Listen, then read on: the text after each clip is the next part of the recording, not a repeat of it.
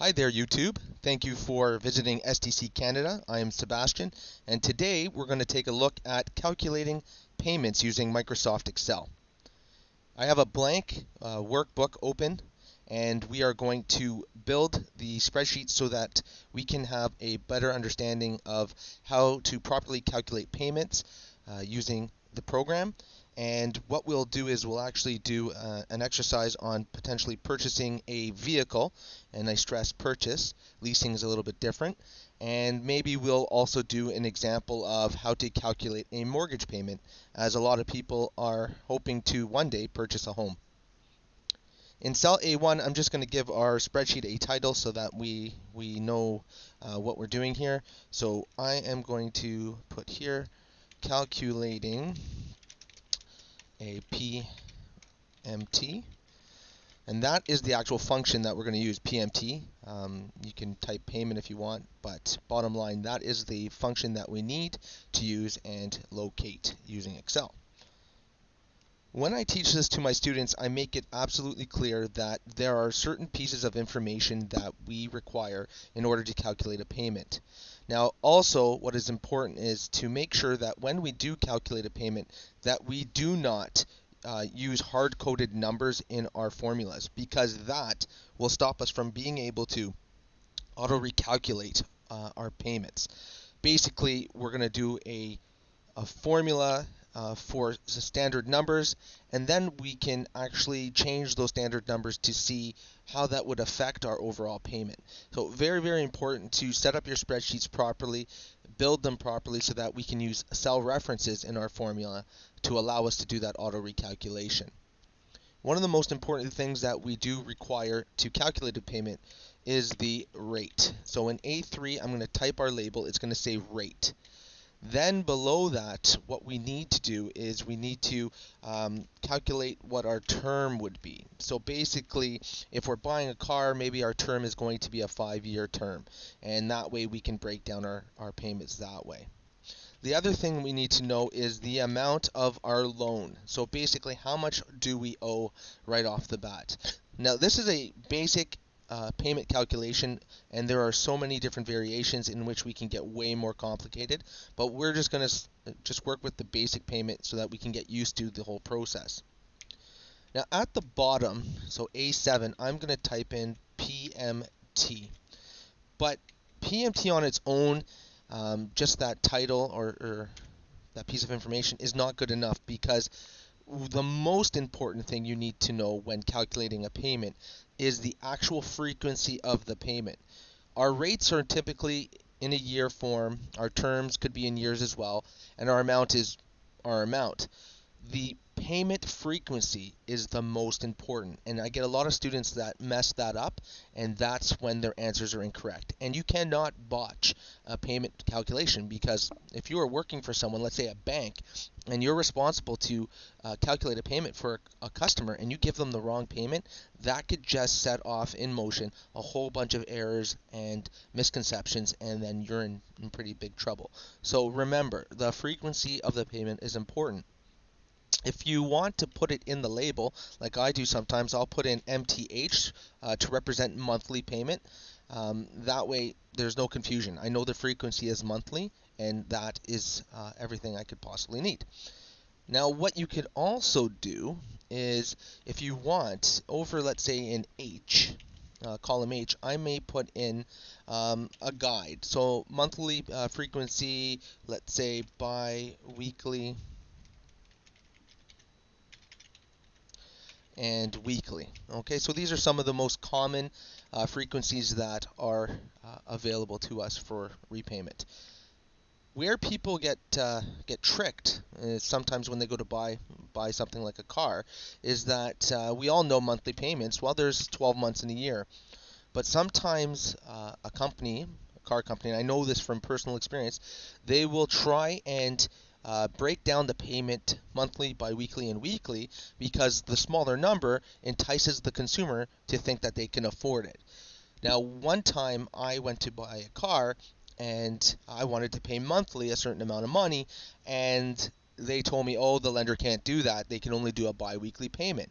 But what they did was they gave me a biweekly number which was half of what my monthly commitment was. So let's say, for example, I told them I could commit to $500 a month for this vehicle. Well, they came back and said, well, no, the lender can only do biweekly payments. It's going to be $248 biweekly. Now, most people, they're not going to catch it. They're going to say, oh yeah, $500.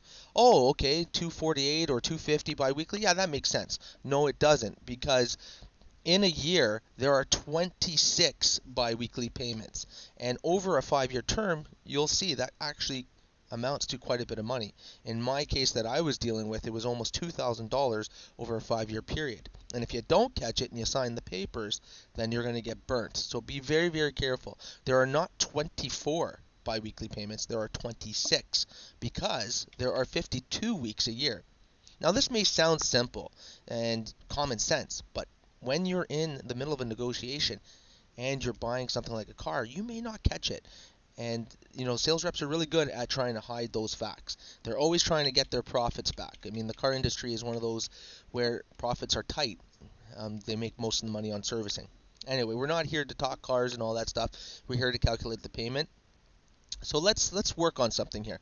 Let's say you purchase a vehicle, and I'm going to use a company like Honda, because Honda rarely ever gives you a 0% finance. I mean, GM, Kia, those guys, they love to throw out there. Even Chrysler, they'll throw at 0% because they don't care about the financing costs. They just want to get their products on the road.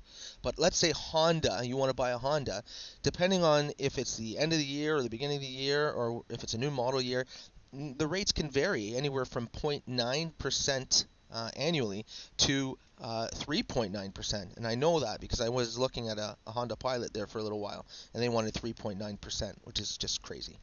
So let's meet in the middle. We're going to say for our rate, for our new vehicle, it's going to be 1.9%. And it's important to put the percent symbol in here, because if you don't, and then you go to convert the 1.9 to a percentage later using formatting, you may end up with 190%, and that just throws off your whole formula. So if our rate is 1.9%, we type 1.9 and the percent. Underneath, I'm going to have the term. I'm going to estimate that we're going to pay this vehicle back after 5 years. So with a purchase, our plan is to purchase the vehicle in 5 years. The whole car is paid off, and we have no outstanding debt. So I'm going to say 5 years here. So term is 5. And our amount, let's say we're just going to buy our first new car. We're not going to get too fancy. It's going to be something like a, maybe a mid-grade Honda Civic. So we're going to put in here $25,000. We are assuming that the car is going to cost us $25,000. We're not putting any down payment. We are going to finance the total amount of $25,000. With those 3 pieces of information, we can actually create a very accurate monthly payment using the payment function. In order to find the payment function to put it in B7, we are going to click on the FX button up here on the formula bar, and that's going to bring up our dialog box.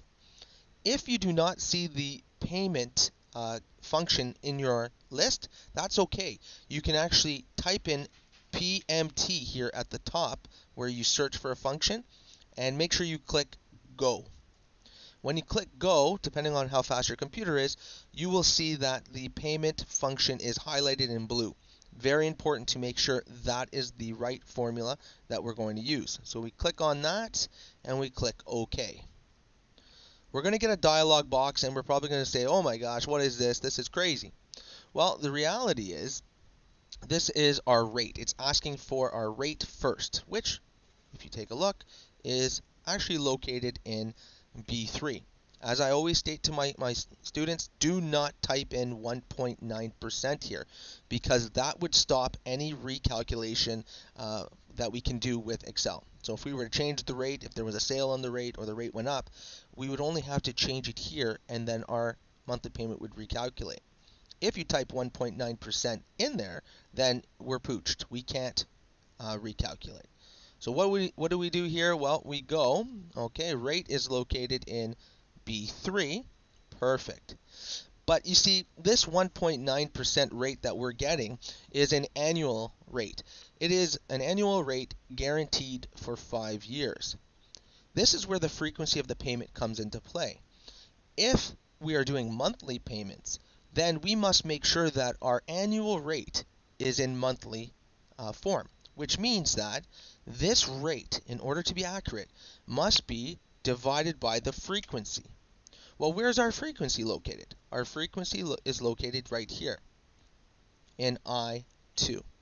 So what we have here now is we have B3 divided by I2, and over to the right, if you take a look here, this is our monthly rate for our loan. The next line here is number of periods.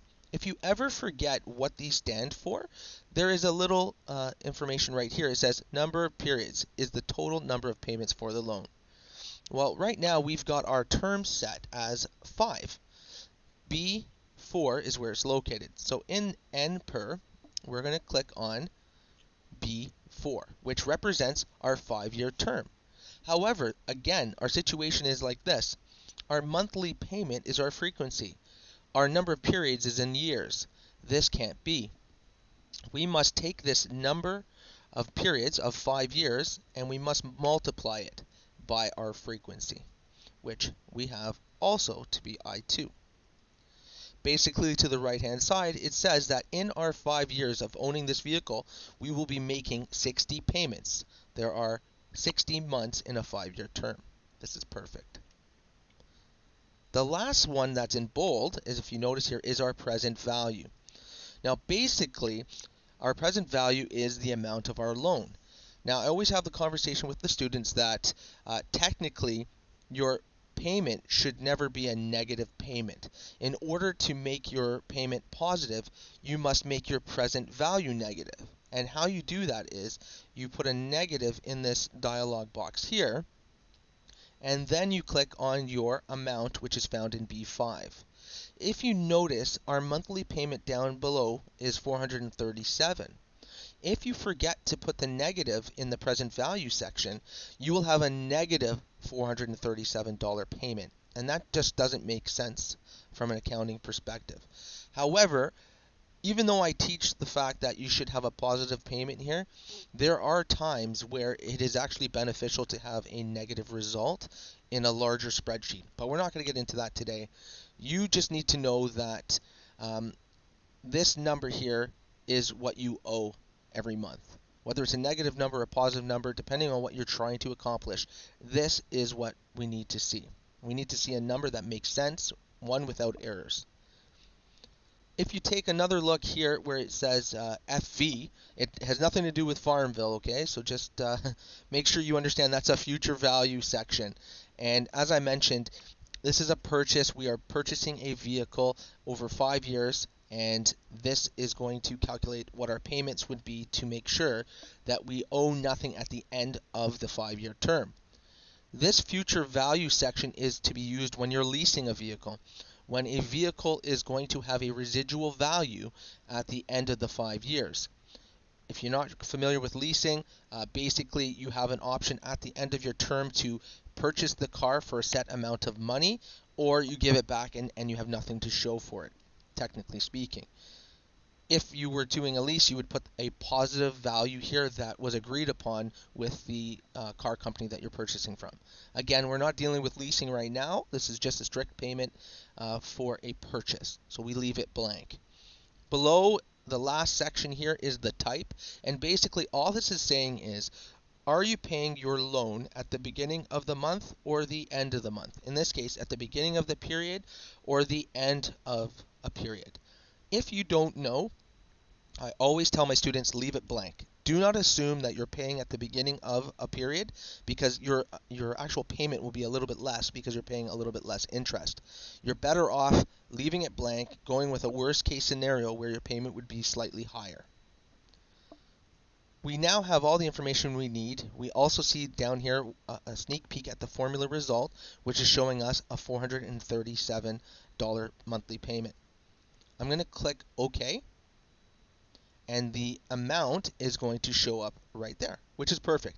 That is our monthly payment. Now, if you want to do or redo the payments like we did over here bi-weekly, then you can actually type them in and run through the exact same process to find out what your bi-weekly payment would be and what your weekly payment would be for that vehicle. I'm going to do them quickly. Now, you can obviously take your time with them, but I'm going to do them quickly. So instead of I2, I've changed it to I3 because my bi-weekly amounts are in I3. So I'm going to click my term, multiply it by my bi-weekly, and you'll notice there's 130 payment periods in a bi-weekly payment for 5 years. And for my present value, that stays the same, and press enter. So a bi-weekly payment is $201. If you ever go to buy a car and they tell you the monthly payment is $437, but then they tell you the bi-weekly payment is exactly half of your monthly payment, you know they're trying to cheat you into paying more than you should. Just keep that in mind. And I only stress that because I know it happened to me, but I caught them because I'm good at this stuff. So my rate here divided by I4 in this case, and then my number of periods is B4 multiplied by I4, and of course my present value is going to be negative B5, which is $25,000. Click OK. Right now what I have here is I actually have the payments for Honda Civic that we said we're going to buy based on monthly, bi-weekly, and weekly. So that's pretty cool. That's all set up. What I'm going to do is I'm going to change this whole calculation. Now remember I mentioned that we can auto recalculate. I'm going to convert this actual payment template that we basically just built, and I'm going to see what it would be for purchasing a home. Now currently, based on what my mortgage agent has just sent me, I think the going rate right now for a mortgage, a 5-year term, is roughly 2.69%. But we wouldn't calculate it on a 5-year term because then we would have to pay the home back in 5 years. Most of us are looking at a 25-year mortgage, especially if it's our first home. What we got here, though, is an amount of $25,000. Obviously, it's almost impossible to find a home now. Well, actually, it is impossible to find a home for $25,000 unless it's a trailer home. But to find, let's say, a townhome in Whitby, Ontario, which is where I live, a townhome is going to be approximately $400,000. So let's say we were buying a home for $400,000 in Whitby, a townhome. Our actual monthly payment is too big to show in column B. If you ever encounter this, don't worry about it. Basically what it's saying is that this column, B, is not wide enough to show the results. To fix it, we can just go between B and C and double click. Once I double click, it makes the column the perfect width. Our calculation shows us that if we were to buy a home in Whitby, a townhome, for $400,000 at a mortgage rate of 2.69% and a 25-year loan, our monthly payment, just our mortgage payment for that property, would be $1,832. Bi-weekly, we'd pay $845, and weekly $422. If you have, let's say, a down payment, you don't have to actually mortgage the entire property value, which is not something you can really do anymore anyway. But let's just say you did have a $100,000 down payment and you want to know what your mortgage would be at a $300,000 loan. You can simply change the amount again to $300,000 instead of the $400,000, and it will auto recalculate what your mortgage would be. So now this is the same home, but instead we have a $100,000 down payment, and our calculations, our monthly payments and all our payments have recalculated for us. Our new monthly payment on a $300,000 loan is $1,374.74. I want to thank you for spending the time with me going through the payment calculation. If you do have any questions, as always, please put them in the comments and I will answer them as soon as possible. If there's anything else you want to see through our channel, let me know and I will do my best to make sure that happens. Thanks again for visiting STC Canada and have a great day. Take care.